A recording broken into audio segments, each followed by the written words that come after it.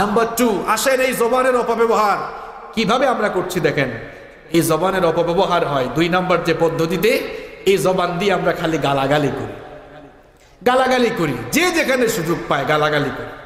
হুজুর দেখলেও গালাগালি, টুপিওয়ালা মোল্লা, হ্যাঁ এই মোল্লা সেই মোল্লা, মৌলবাদী জঙ্গিবাদী, এরকম গালাগালি আছে না নাই? এখন আবার এক হুজুরও আরেক হুজুরকে গালি দেয়, এক ভাই আরেক ভাইকে গালি দেয়, একজন আরেকজনকে গালি দিচ্ছে, এক বোন আরেক বোনকে গালি দিচ্ছে। এই যে আমরা গালিগালাজ করছি, গালিগালাজ করে আমরা জবানের হক নষ্ট করছি। 2 নাম্বার মুনাফিকের আরেকটি বৈশিষ্ট্য, ইদা খাসামা ফাজারা, যখন সে ঝগড়া করে তখন অশ্লীল ভাষায় গালাগালি করে। তাহলে গালিগালাজ করলে জবানের হক নষ্ট হয়। আর সবচেয়ে বড় কথা হলো, গালি দিলে সবচেয়ে নিজের লস। গালি দিলে কার লস?